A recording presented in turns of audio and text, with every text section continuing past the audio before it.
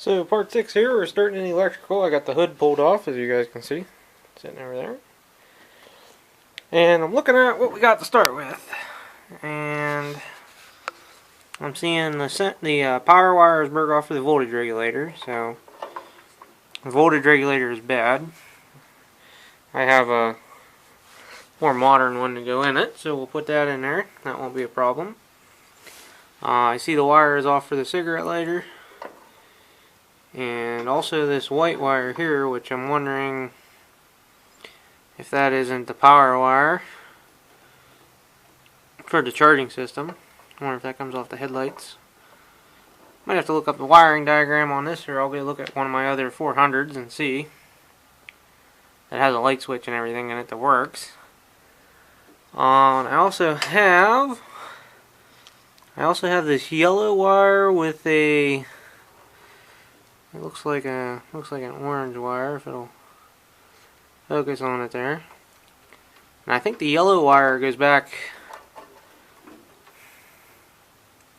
I thought that was a kill wire in the back, but I see it splits and goes to the headlights. Right there. The other end goes up this way direction. That's that wire. And the red wire here is obviously power to the key switch. I'll hook that to the starter solenoid, which is right back in there. And the positive cable is here, it's just not hooked up. So I'll hook that on the starter solenoid. And the ground is on there, it's a red cable, but we'll leave it for now. And I think that's all I got to start with at the moment. I'll get to tracing out some wires, figure out where they go exactly, and then I'll get back to you guys.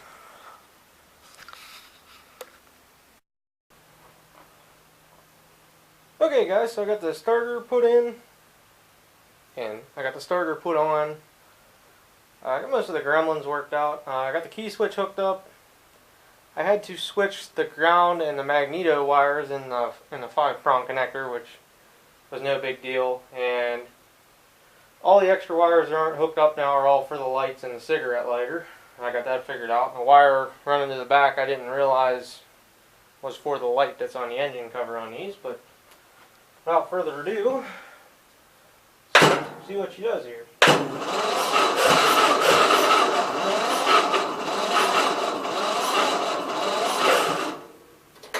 I think my jump box might be dead.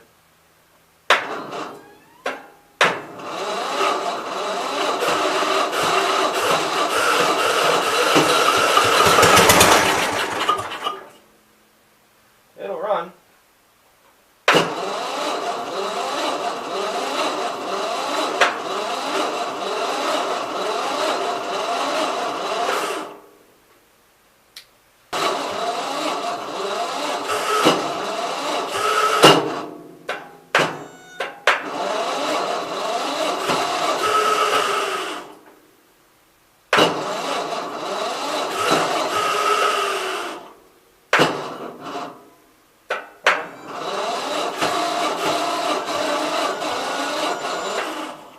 Yep. I need a better battery, so stay tuned for next time, guys. I was hoping to see if the battery charge is what I was going for. Yeah, I'm down to the last bar in the jump box. One more try.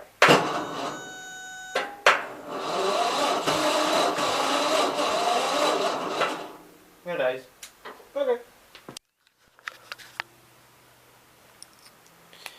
Alrighty guys, so I'm gonna more or less start into the fuel system a little bit with my flashlight will work.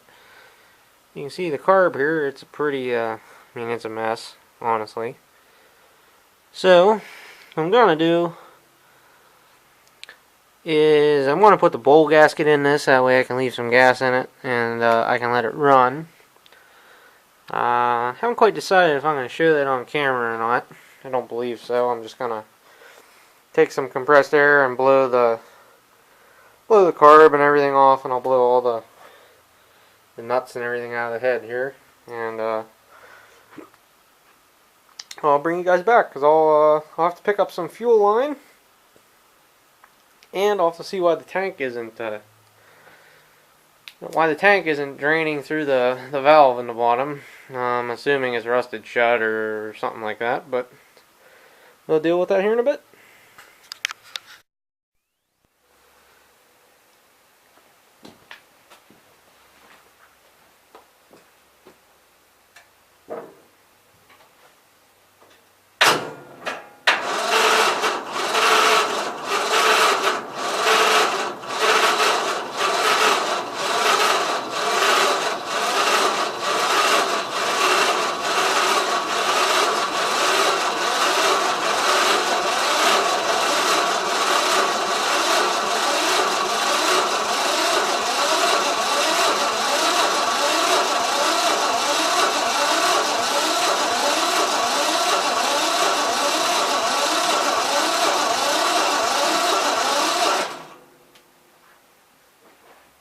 I'm gonna cheat, I don't want to burn up the starter and my battery again.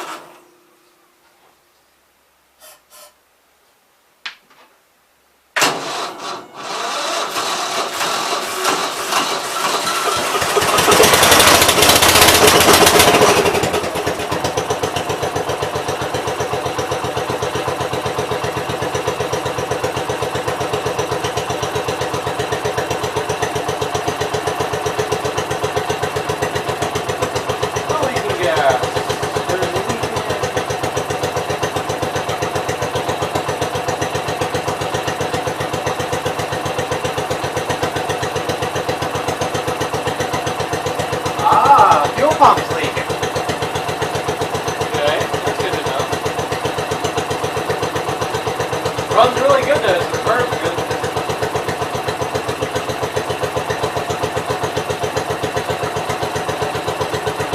It also appears that the battery is charging. That's a plus. So it runs with the key switch now. And once we get fuel from the tank and I get the fuel pump to stop leaking,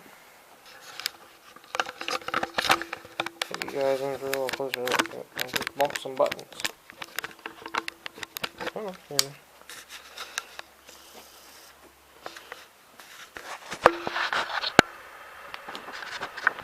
Now be able to see.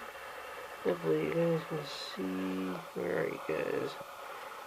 Yep, there you go. Back in there. Where it's wet, it's leaking gas. I thought it was coming from the carb originally, but the carb is dry. It's only the fuel pump is wet there, so I'll check the bolts and make sure they're tight. And I have another engine. I think this is the same fuel pump that's on the CCKAs, and I have a spare one off of the 817. Or I can go the vacuum pump route like I did on the 818 and on the 817, which I thought was the problem on the 817, but I was wrong. So, alright guys, thanks for watching. I'll see everybody later. Oh, extra wire goes to rear tail light. Aha! Now we know, but there's definitely a dead short in the headlights. Kinda weird, kinda weird. Later guys.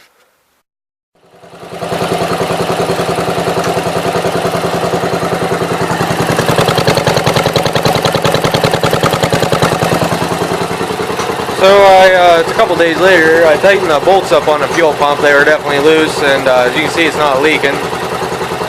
You can hear I got a gear nip, and I don't quite got it in gear, but anyhow, I'm gonna get the shrouds put back on this thing, and see how it goes. Need to change the oil yet.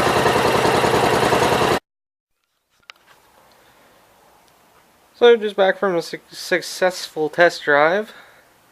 I was able to run it through all the gears, even run the deck. I just made about a 30-foot pass with it just to see how it sounded and everything, and it sounds okay. So what I'm going to do now is I'm going to put the tins back on the motor, because I believe I'm done messing with the motor except for changing the oil. And then we will move on to the fuel system. Run a new fuel line. Take the old tank out. I still haven't done that yet. Take the tank out and see why there's no fluid coming out the bottom, whatever's in it. And we'll go from there, and I'll show you it running when I get it put together the whole way. So stay tuned, guys. Okay, so this is why it pays dividends to have parts machines. This air tin was missing from this motor, this piece, and there's, I don't know if you'll be able to see, yeah, the piece that runs down in beside the muffler there was missing off of here. Also missing the flywheel screen and the grass, not the grass catcher, but the debris. Oh, what the heck you want to call that? The bar that scrapes the debris off the screen. Missing that, but other than that, I have all the rest of the tins, so it'd be okay to use it. At least drive it around. You wouldn't want to, say, mow a field with it or anything where it would suck all that grass up and plug the cooling fins, but it'll be okay to use here for a little bit. And I'll make up a flywheel screen, or I'm going to contact the guy I got this from and just inquire and happen to see if he would happen to have that laying there. That'd be nice. And you know, we'll get into fixing things up. I did figure out, I don't know if I mentioned this in the wiring segment or not, but this yellow wire back here is for the taillight that it would have had. A lot of the 400s had a taillight on the back. Some may or may not know. There's actually a dead short in the wiring for the lights, or the lights itself. I haven't looked into that, but if you try and hook them up, it's a dead short. So look into that. But alright, hopefully here in the next segment you'll see this thing running, driving, and cutting a little bit of grass. So thanks for watching, guys, and we'll see everybody later. I also mentioned there's like 137 bolts that hold this on. Jesus. 1, 2, 3, 4, 5, 6, 7, 8. And there's one down below you can't see, 9. And there's that Phillips head right there, 10. There's 10 bolts that hold this air shroud on here. Wow. What's in a Kohler? 6? Ay, ay, ay. Hey, even the brights work. So I figured out I had a short right here by the solenoid. Hopefully you guys can see a little bit of black tape. The wire going to the rear taillight was shorted out there. That's what happened. And I got a light switch in it.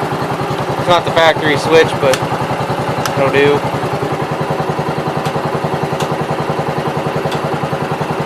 So it's gonna be pretty good. That might be why it shut off too. The wire is grounded out. It actually popped. It did a second time and it popped the fuse. So we'll see. I'm gonna go out and cut with it a little bit, and I'm gonna dump a little bit of 2-cycle oil in the tank maybe, and see how it goes.